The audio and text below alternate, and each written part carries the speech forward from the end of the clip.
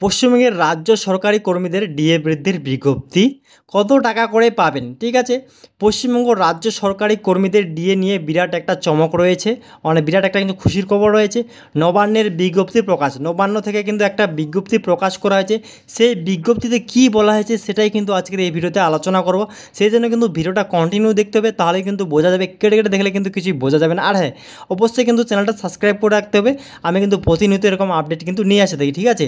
হ্যাঁ, চলো এখন বিস্তারিত আলোচনা করা যাক এই ভিডিওতে।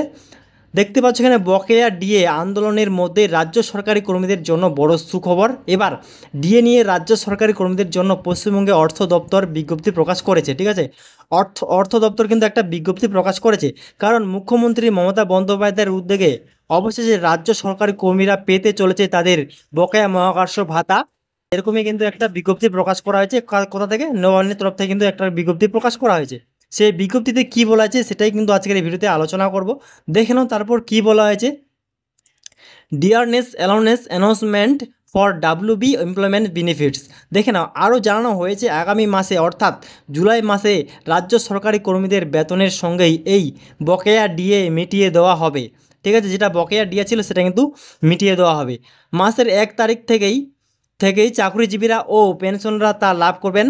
তারা কি অ্যাকাউন্টের টাকা কিন্তু ঢুকে যাবে মাসের কিন্তু 1 তারিখ থেকেই, ঠিক আছে। তারপর কি বলা হয়েছে, ইমপ্লয়েন্স বেনিফিট, তাতে বেনিফিট কী হবে সেটা একটু দেখে নেব।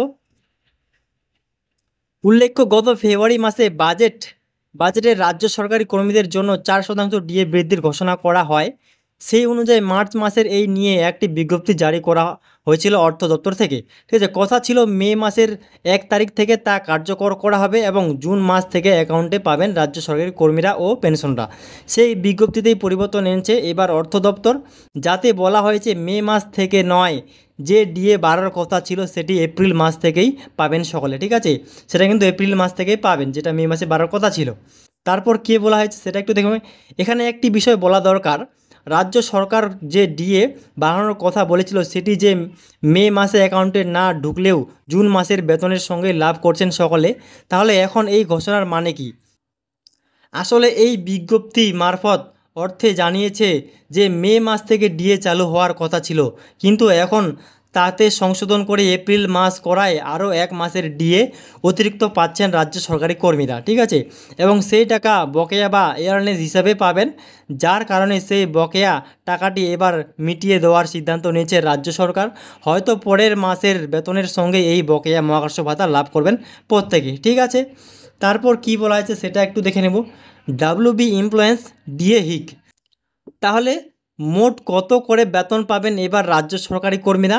ষষ্ঠ বেতন কমিশন অনুযায়ী পূর্বে রাজ্য সরকারি কর্মীদের ডিএ ছিল 6%, ঠিক আছে। গত বছর ডিসেম্বর মাসে তাকে 4% বাড়ানোর ঘোষণা করে মুখ্যমন্ত্রী, যা জানুয়ারি থেকে কার্যকর হয় এবং ফেব্রুয়ারিতেই অ্যাকাউন্টে পান সকলে। ফলে তখন মহাকর্ষ ভাতার পরিমাণ দাঁড়িয়েছিল কত? 10%, ঠিক আছে। এরপর বাজেটে আরও 4%র ঘোষণা আসার পর মহাকর্ষ ভাতার পরিমাণ বেড়ে হয় কত? মোট 14% কিন্তু হয়, ঠিক আছে। তারপর কী বলা আছে সেটা একটু দেখে নেব। এবার বকেয়া 1 মাসের ডিএ মেটানোর জন্য আরও অতিরিক্ত কিছু টাকা ঢুকবে কর্মীদের অ্যাকাউন্টে। এই জন্য কী করা হয়েছে, 1,39,750 কোটি টাকা বরাদ্দ করা হয়েছে, কিন্তু কি অর্থ দপ্তর থেকে এই টাকাটা কিন্তু বরাদ্দ করা হয়েছে।